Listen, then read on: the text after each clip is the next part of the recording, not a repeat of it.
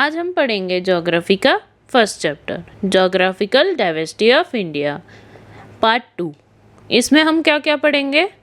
The cold desert of India, the genetic plains, the greater Indian desert और Thar desert, the Aravalli hills, the peninsula hills, Indians amazing coast line. चलो शुरू करते हैं। पहला topic है हमारा the cold desert of India. The word desert immediately evokes an image of a hot place. Hot place से हम क्या याद रख सकते हैं? थार डेजर्ट। और कोल्ड डेजर्ट कौन सा है? Ladakh. However, there are also cold desert and we have one in India. Ladakh is a cold desert where winter temperature drop below -30 degree. There is very little rainfall and the landscape is rugged with rocky terrain, deep villages and lakes such as Bangkok TSO. TSO means lake. जैसे कि आपको इस photo में दिखाई दे रहा है, ये हमारा लद्दाख है। अगली फोटो में दिखाई दे रहा है Bangkok TSO lake. The terrain where resembles that of the moon, hence it is called moonland. जैसे कि आपको इस फोटो में दिखाई दे रहा है, ये मूनलैंड है। कहाँ पे है? लद्दाख में। Geologists explain the formation of this terrain, as we saw earlier, by the fact that the mountains were folded by the Indian landmass collided with Eurasia.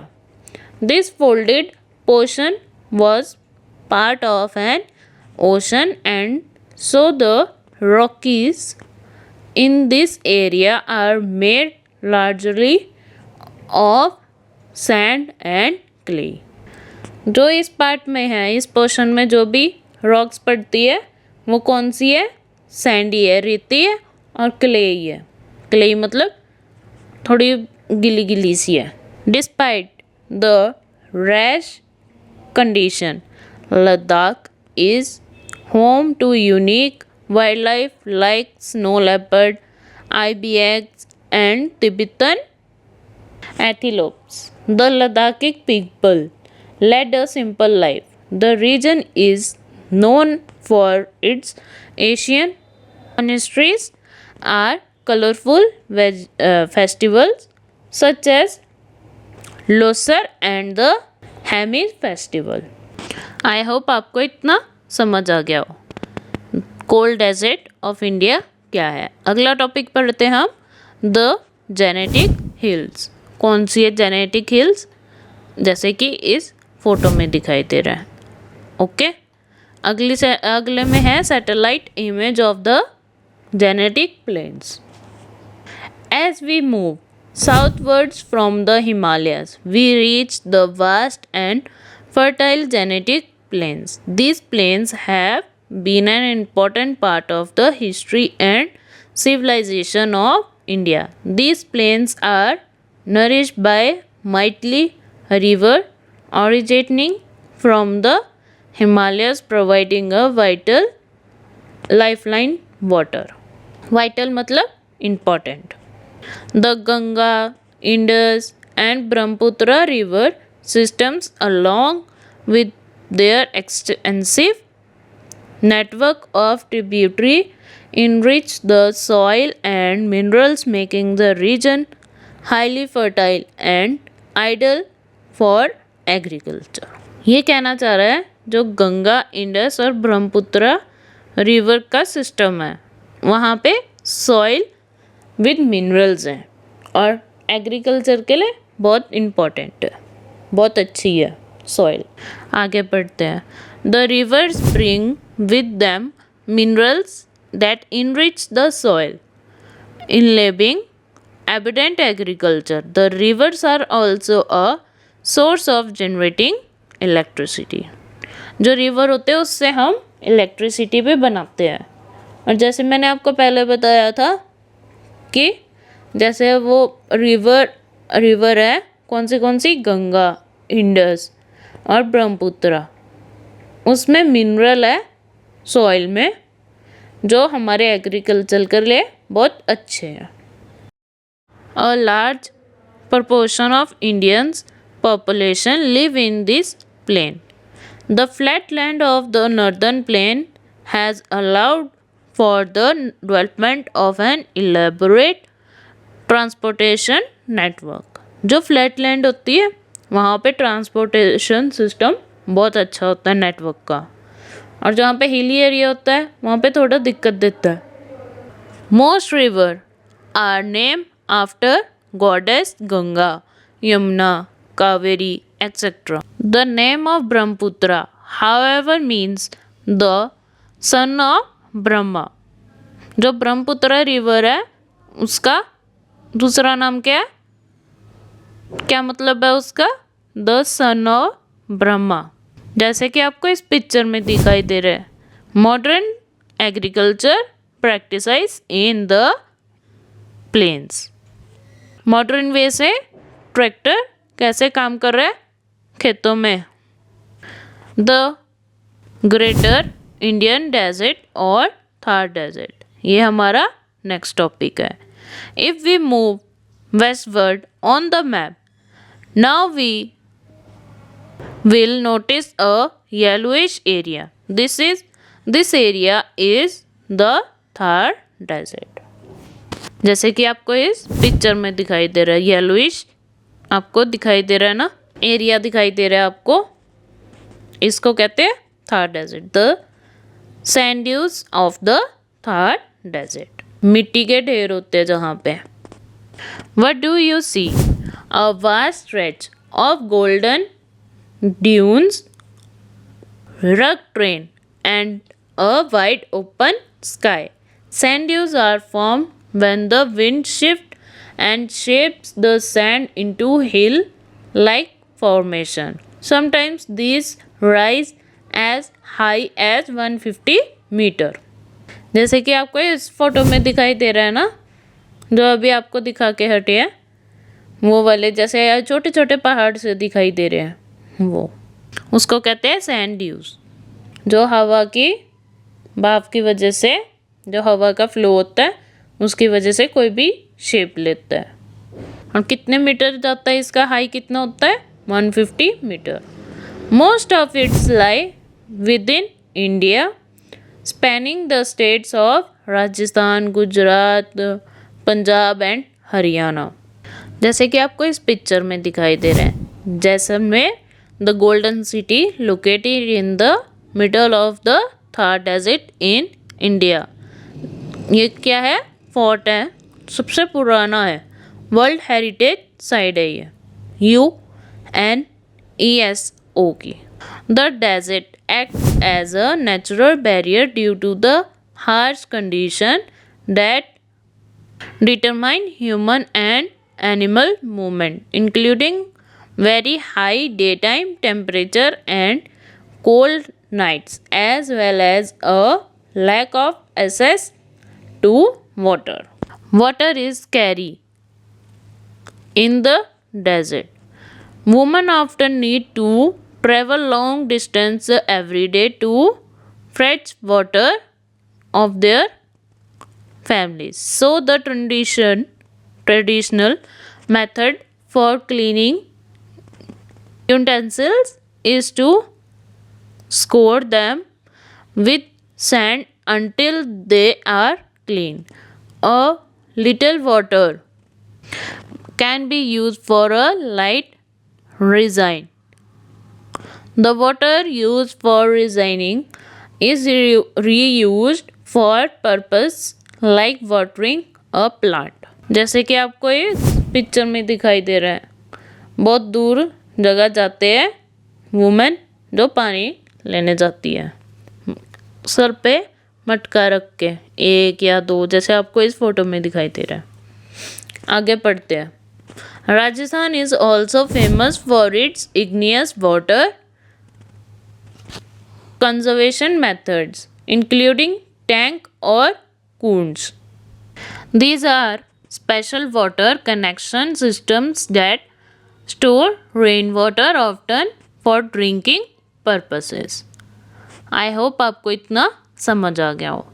आगे टॉपिक पढ़ते हैं हम।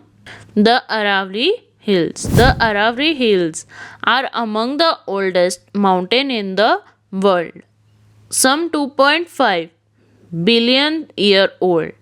The range was many peak and rises. Although its highest peak Mount Tabu tower at over 1700 meter. Most of its hills are between 300 and 900 meters high.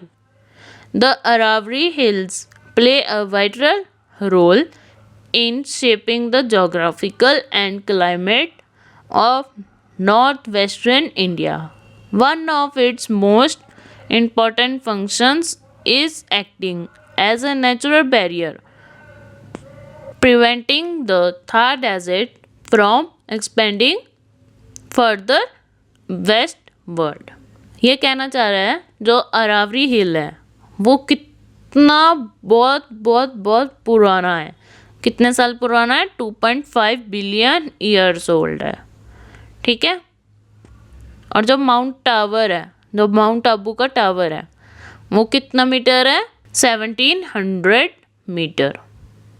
जैसे कि आपको इस picture में दिखाई दे रहा है। एक तो आपको दिखाई दे रहा है सैटेलाइट वाला और एक आपको ओरिजिनल दिखाई दे रहा है, Aravalli hills. The Aravalli Hills, rich in minerals like marble, granite, zinc, and copper, have supported mining and construction activity for centuries. In fact, evidence from its ancient mines at Jawar has shown that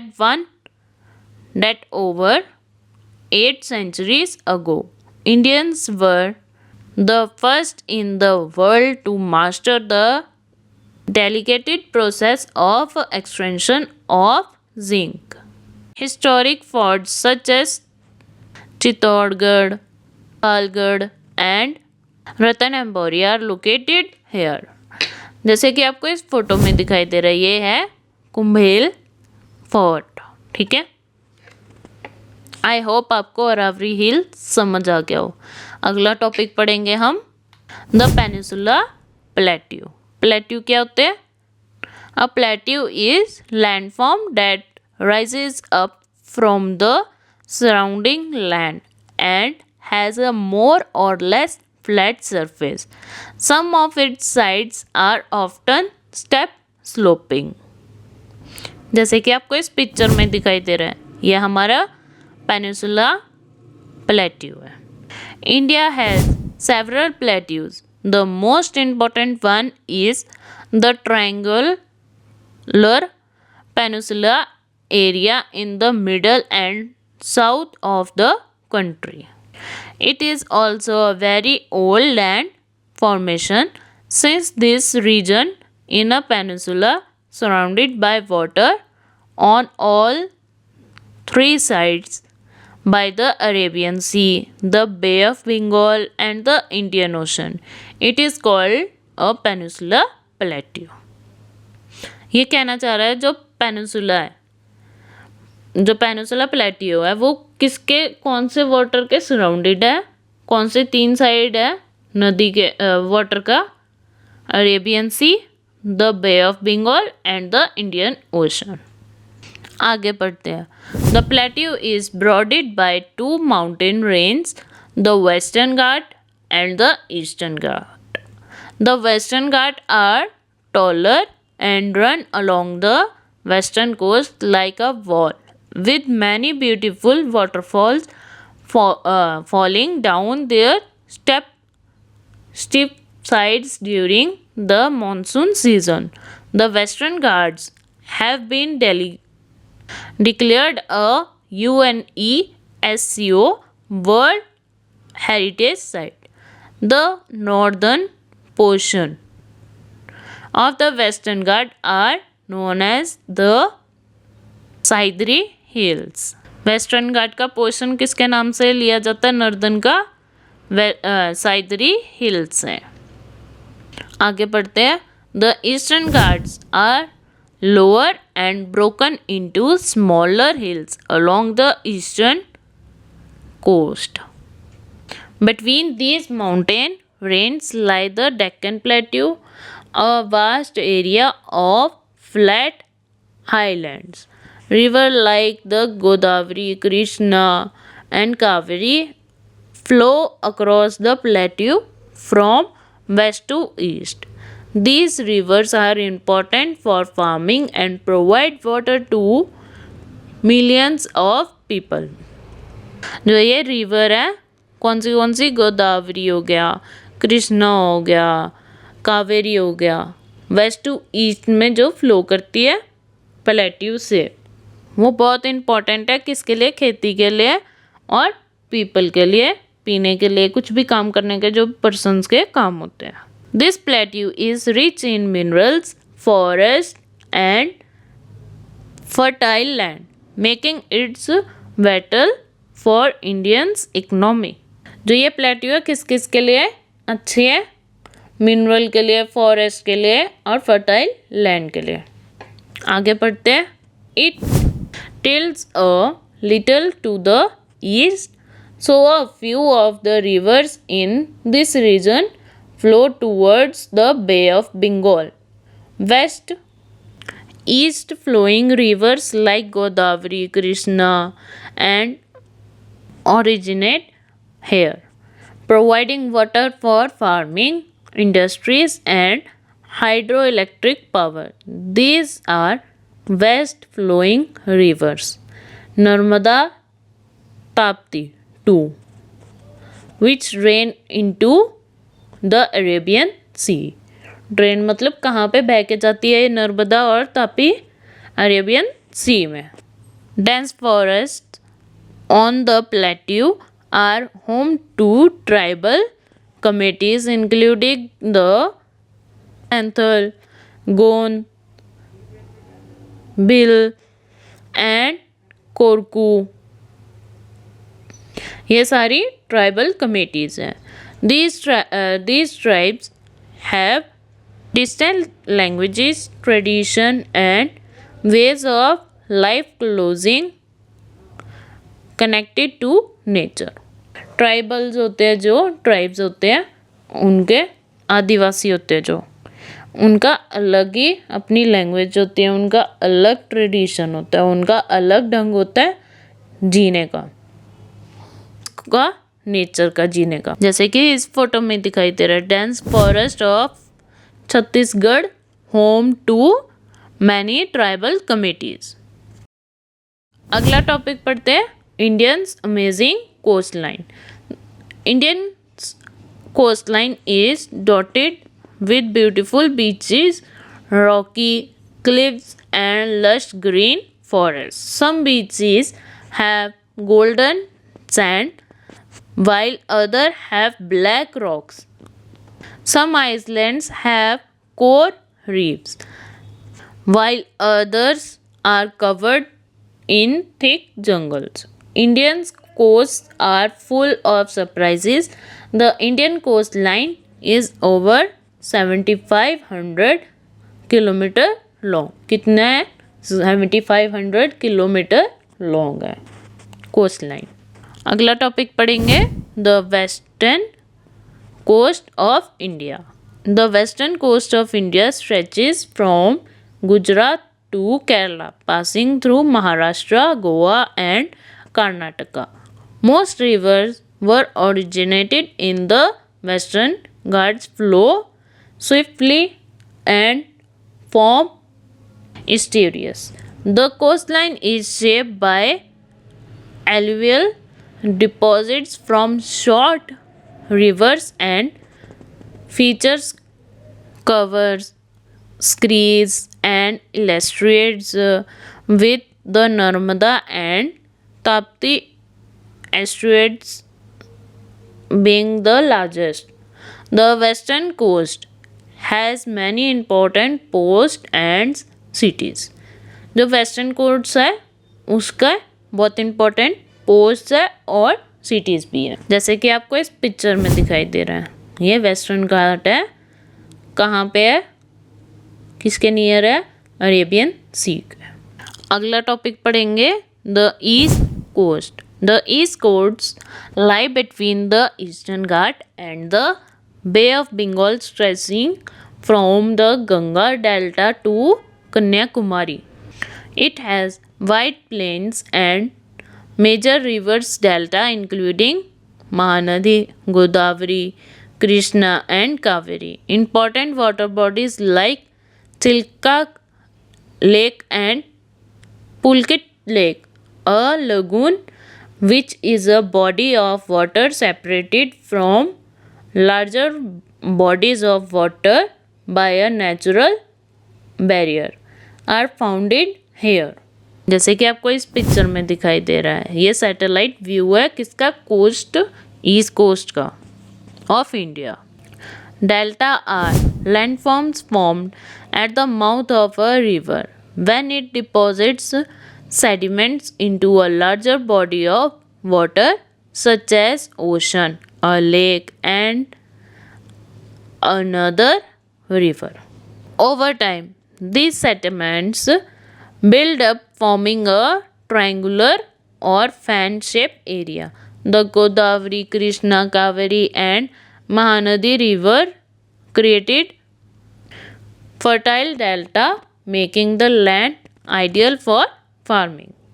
I hope आपको इतना समझ आ गया हो।